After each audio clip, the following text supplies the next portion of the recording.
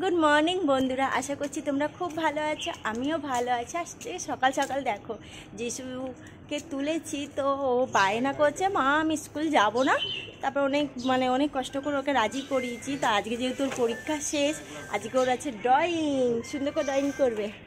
তা এখন বলছে আমি কোলে কোলে যাবো। তো যাই হোক, এখন তো চলে এসছে, দাদুও চলে এসছে, গাড়িতে উঠবে, তোমাদের সকলকে বলবে গুড মর্নিং।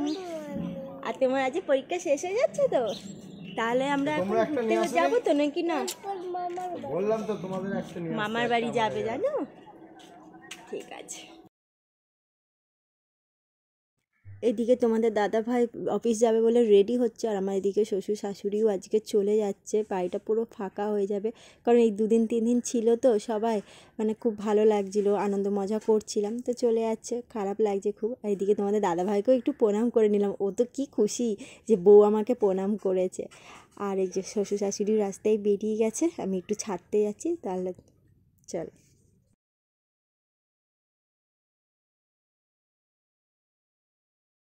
তোমরা তো দেখলে আমার শ্বশুর শাশুড়ি আজকে চলে গেল, তো আজকে আর একটা জায়গায় যাবে, মানে আমার শাশুড়ির বাপের বাড়ি যাবে ওখানে। তো আমরাও আজকে যাব, ওখানে একটু নেমন্তন্ন আছে। আর এখন তো কাজ স্টার্ট করতে হবে, কারণ সবাই, তোমাদের দাদাভাই অফিস চলে গেছে, সবাই চলে গেছে, এখন ঘর পুরো ফাঁকা। তো এখন কাজ স্টার্ট করবো। আর আমি ভাবছিলাম যে তোমাদেরকে আমি আজকে একটা হেয়ারের কিছু টিপস দেবো, যাতে তোমরাও উপকার পাও। আমিও কিভাবে করছি সেটা তোমাদেরকে দেখাবো, আর কিভাবে আজ সারাদিনটা কীভাবে কাটাচ্ছি সেটা তোমরা দেখতে থাকো। দেখো আর দেখো না, আমার ননদ কালকে এই কুকিজ বিস্কিটটা আমার ছেলের জন্য নিয়ে এসে দিয়েছে। তো এখন দেখে মনে হচ্ছে আমি একটু খাই, খিদে খিদে পাচ্ছে। এবারে এইসব বিস্কিট টিস্কিট খেতে আমার খুব ভালো লাগে, টেস্টি বিস্কিট হবে তবেই, না হলে পরে আমি খুব একটা বিস্কুট খাই না। আর কিন্তু চা দিয়ে আমার বিস্কুট চাই। তো যাই হোক, চলো আজকে সারাদিন আমি কী করছি সব কিছু তোমাদের সাথে শেয়ার করো, তোমরা দেখতে থাকো।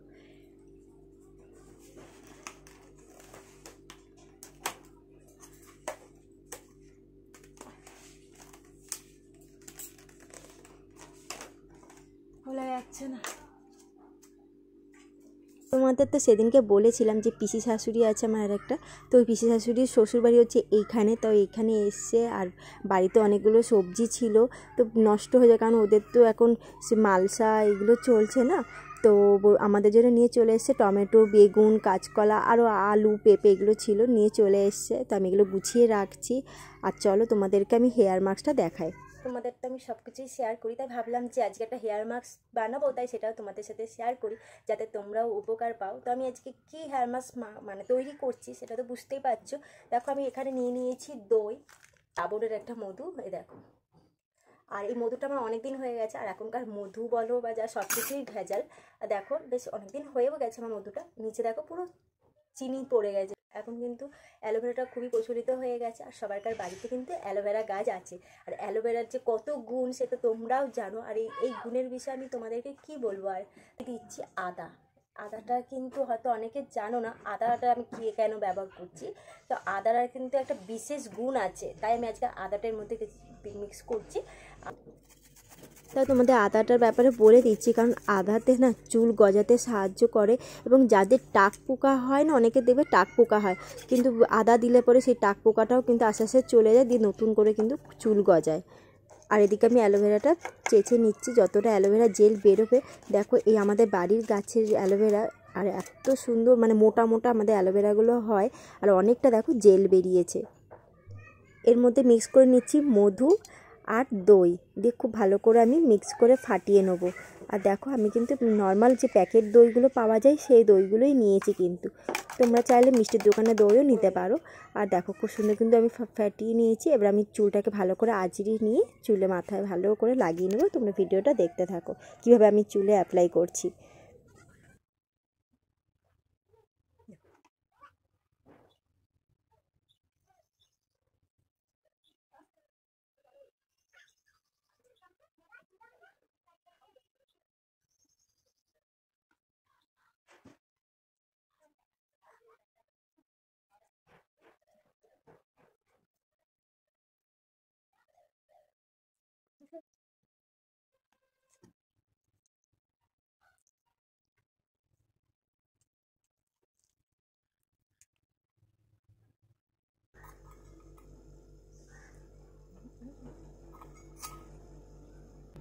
মাথায় লাগানো হয়ে গেছে, আর যেটা এক্সট্রা একটু মানে বাটিতে লেগেছিল সেটা আমি মুখেও লাগিয়ে নিয়েছি। তো এটাকে আমি আধা ঘন্টা থেকে 45 মিনিট অবধি মাথায় রেখে দেবো, তারপর আমি শ্যাম্পু দিয়ে ওয়াশ করে নেবো। আর এরকম ভিডিও পাওয়ার জন্য আমার চ্যানেলটাকে কিন্তু সাবস্ক্রাইব করতে হবে, লাইক করতে হবে, শেয়ার করতে হবে। আর কেমন লাগছে আমার ভিডিওগুলো প্লিজ কমেন্ট করে জানাতে হবে। তাহলে চলো এবারে একটু ঘরের কাজ আছে সেইগুলো করে নিই। আর আমার ছেলেও মনে হচ্ছে এবারে চলে আসবে, ওর আসার টাইমও হয়ে গেছে।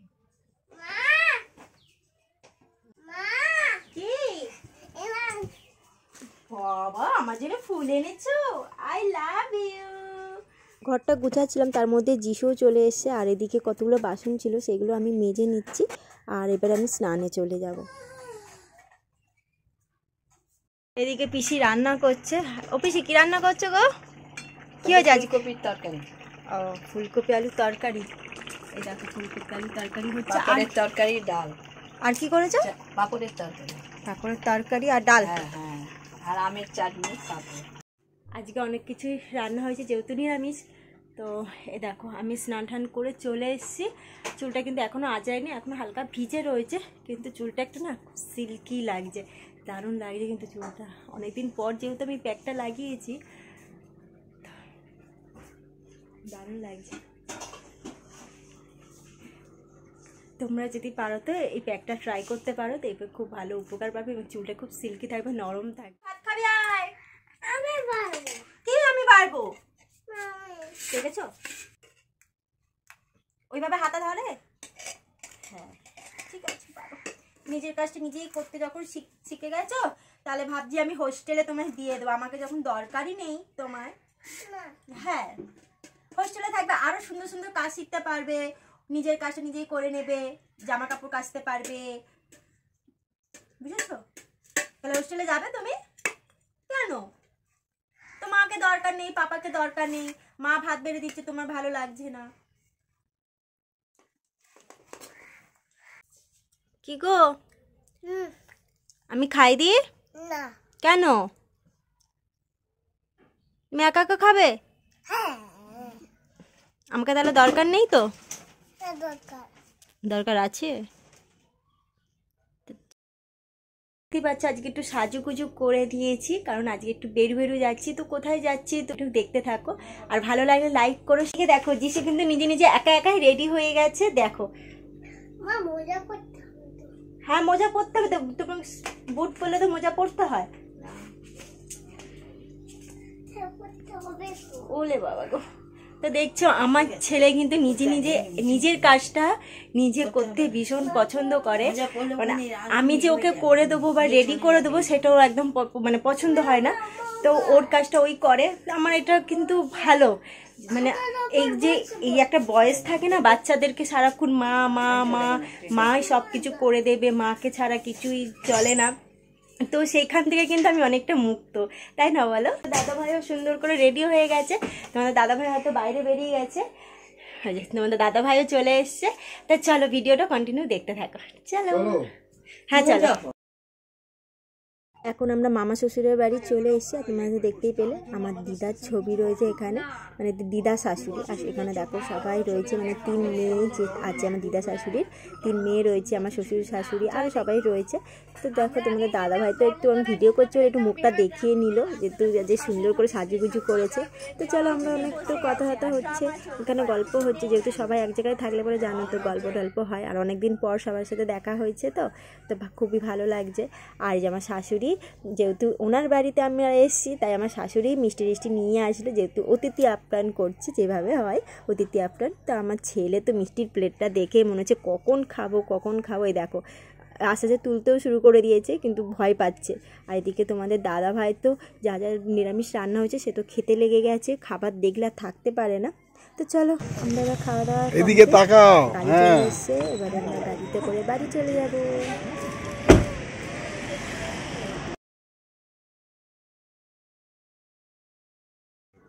বন্ধুরা আমরা সব বাড়ি চলে এসেছি, আর এখন যিশু রাত্রিবেলা কেক খাচ্ছে জানো।